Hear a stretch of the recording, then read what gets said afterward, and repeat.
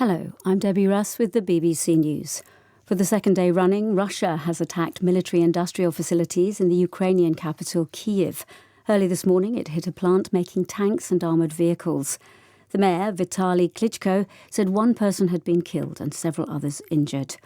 On Friday, Russia hit a factory producing Neptune anti-ship cruise missiles like the ones that hit the cruiser Moskva, which sank just hours earlier.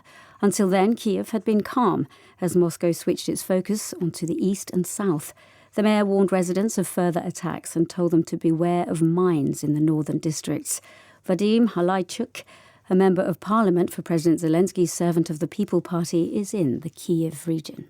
In the past 48 hours, there were several attacks in Kyiv, in the city. Several rockets did land in the areas very close to the city center, around 5 kilometers or so. Reportedly, they hit some industrial site. The explosions were very loud.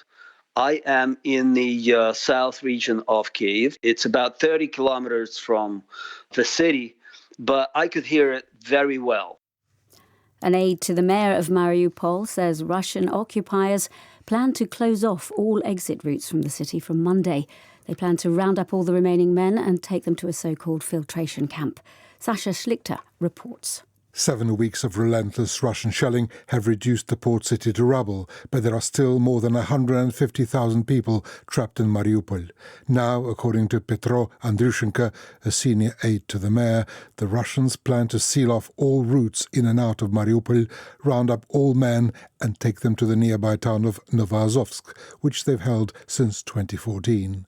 There, the men would be divided into groups. Some would be forcibly mobilized into the Russian Occupation Corps, others be sent back to Mariupol to clear up the mountains of rubble, and the rest placed in detention. Mr. Andrushenko said filtration involved abuse and even mock executions. He claims many who failed the screening are then disappeared. Ukraine says its troops are still holding out in the ruins of Mariupol, where the defence is concentrated around the huge Azov-style metalworks adjoining the port.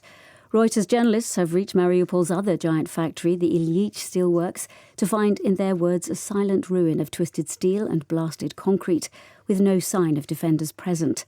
Outside, at least half a dozen civilian bodies were scattered on nearby streets.